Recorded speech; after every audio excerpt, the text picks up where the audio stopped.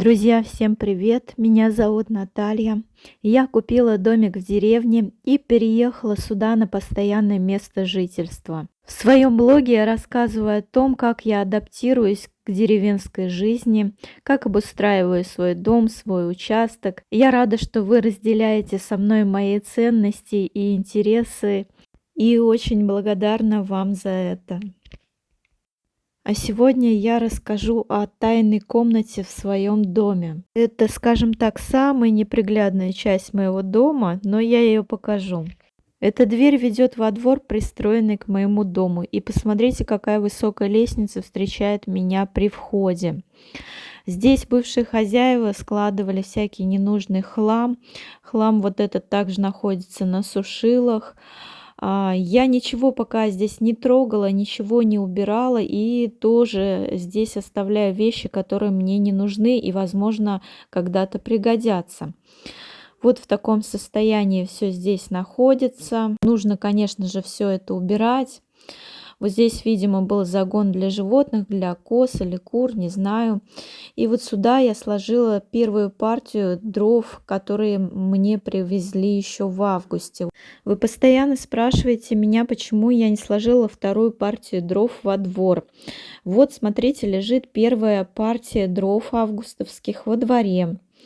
Но здесь, к сожалению, очень-очень сыро, много плесени. И здесь эти дрова никак не сохнут, потому что здесь нет никакой вентиляции абсолютно от слова совсем. Здесь эти дрова только гниют. Со временем я, конечно, планирую демонтировать этот старый двор и построить на этом месте террасу. Ну а пока как есть, так есть, как говорится. К тому же эти дрова со двора мне очень тяжело таскать. Представьте, я беру целую сумку тяжелую, целый пакет и несу вот по этой высокой лестнице, а это очень-очень тяжело. Именно поэтому дрова, которые мне привезли вот уже в октябре, я сложила в дом. Здесь они просыхают хорошо, и также здесь их не нужно таскать с улицы в дом, со двора в дом. Все лежит на месте, как говорится, и очень удобно топить ими будет печь зимой. В будущем году мне уже проведут газ, и, конечно же, этих дров уже не будет в доме. Но на первое время я обустроилась пока так. Заказала на Валберес вот такие строительные шторы, по-моему, они называются, да. Дело в том, что в той комнате у меня очень холодно, там помещение не утеплено, и оттуда дует ветер, можно сказать, с чердака. Вот здесь вот я их приклеила, и теперь в избе стало более тепло. В этом видео я также хочу рассказать более подробно истории моих кошек. Дело в том, что в комментариях вы все как один пишете, что всех моих кошек нужно стерилизовать. Но дело в том, что, видимо, я недостаточно подробно о них рассказала. И сейчас вам поведаю историю каждой кошки. Вот это кот Вася, который приблудился ко мне, когда я только заехала в этот дом. Я сначала думала, что это кошка, но оказалось, что это кастрированный кот. Все почему-то думают, что это не стерилизованный кот, но он стерилизованный 100%, я вас уверяю.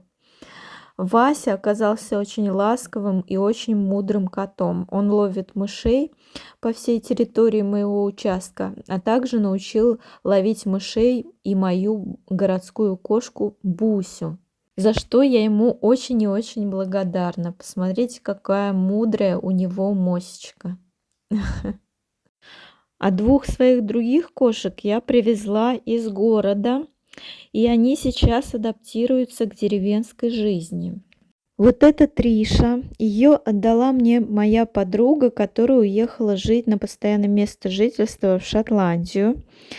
Триша подобрана когда-то ею котенком еще в подъезде. Вот, если бы не я, если бы я ее не забрала к себе, то неизвестно, как сложилась бы ее судьба. Дело в том, что у моей подруги возникли большие сложности с оформлением документов для перевоза кошки в Шотландию. Но зато теперь у Триши есть свой собственный дом, сад, а также сестричка Буся и братик Вася. Триша кошка стерилизованная, поэтому она не может иметь котят. А также она очень пугливая по характеру и очень-очень скромная, поэтому вы редко видите ее в моих видео. Ну а что касается Буси, Бусю я подобрала в городе. Это была бездомная кошка, у нее был ранен хвостик. Я ее занесла в квартиру и немного подлечила, хотела отдать кому-то на Авито через объявление. Но в итоге я так настолько к ней прикипела, что не смогла ее никому отдать и оставила себе. Бусю я подобрала еще совсем подростком, то есть это была совсем молодая кошечка, у которой не было еще течки. На тот момент я уже знала, что когда-то уже куплю свой дом и перееду на постоянное место жительства в деревню, поэтому стерилизовать ее не стала и намеренно привезла сюда эту кошку для того, чтобы она окатилась в первый раз. Дело в том, что ветеринар порекомендовал Бусе сначала родить, а потом уже идти на стерилизацию. Ну и в итоге у нас есть 3 маленьких замечательных котенка. Котята у Буси родились 6 октября, поэтому им еще нет и месяца даже. Котят Буся будет кормить где-то примерно до 2 месяцев. И поэтому они пока будут с мамой, но как только они подрастут и начнут кушать самостоятельно, я, конечно же, постараюсь их отдать в добрые руки. Ну а если не найдется таких, я оставлю всех себе. Дело в том, что у меня на участке в доме очень много мышей, и лишние мышеловы мне точно пригодятся.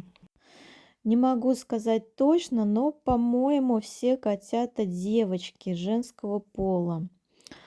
Возможно, я, конечно, ошибаюсь, но тем не менее, вот я предполагаю, что все девчонки у нас.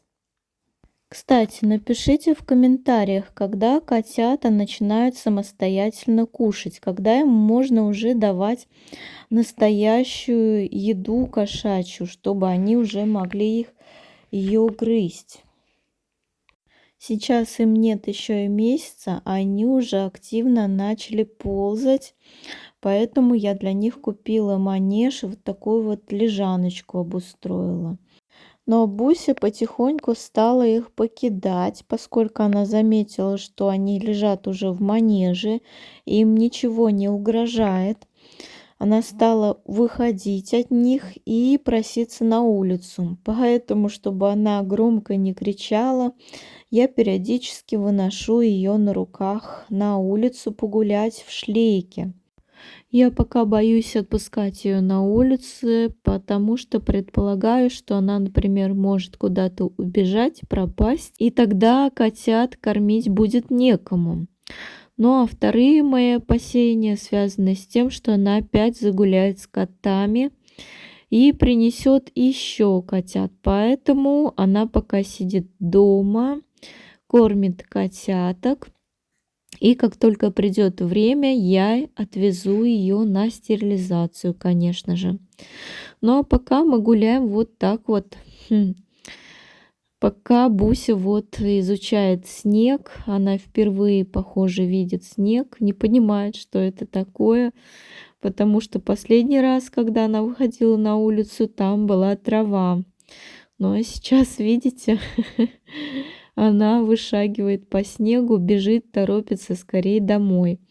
И еще она очень сильно дрожит, когда я несу на руках. Я прям чувствую, как она передергивается от холода.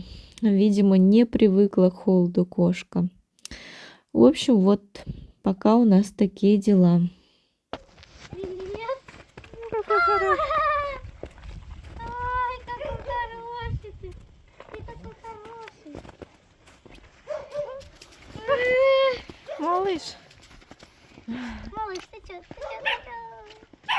Он еще, братик его, кричит. Иди к нам. Ты какой хороший. У меня тоже собачка есть. Привет, привет. Ой, мы с ним подружились. Он еще братик его идет. Или это сестричка? Боится. Ну все, давай, пока. Пока. Пока. Чего ты за нами хочешь? Он за нами хочет. Ну он, ладно, он домой придет. Иди домой. Иди домой, ты. Песель. Побежал, смотри, побежал. Тем временем снега в моем саду прибавляется все больше и больше. И он становится похож уже не на осенний сад, а на совсем такой зимний. В общем, вот вам еще немного зимнего АСМР из моего зимнего сада.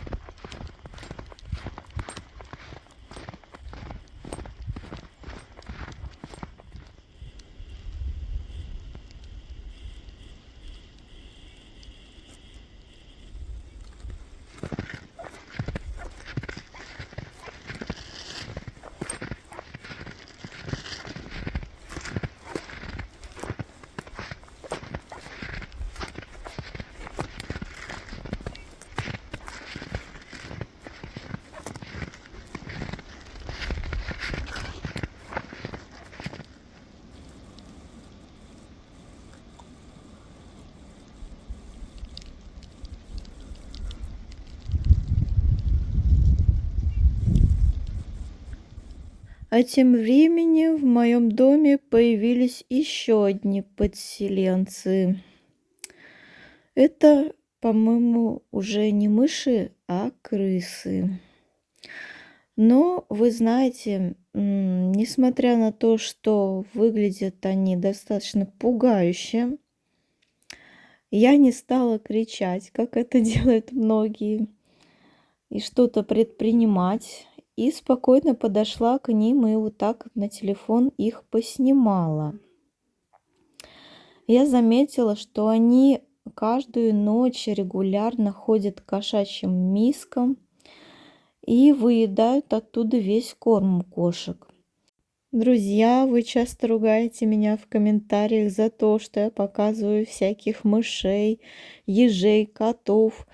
Но извините меня, это деревенская жизнь, и я показываю ее без прикрас, так как есть. То есть я не делаю из этих видеороликов какой-то гламур. Вот. Я просто показываю, как оно есть, как есть деревенская жизнь. И вот, смотрите, вот эта крыска, видимо, хочет стать звездой Ютуба. Она спокойно подпускает к себе, дает себя снимать. То есть вот я стою на расстоянии от нее где-то метр, и она спокойно сидит и смотрит на меня. К сожалению, отраву от крыс и мышей я сыпать не могу, поскольку у меня кошки, они могут наесться ее.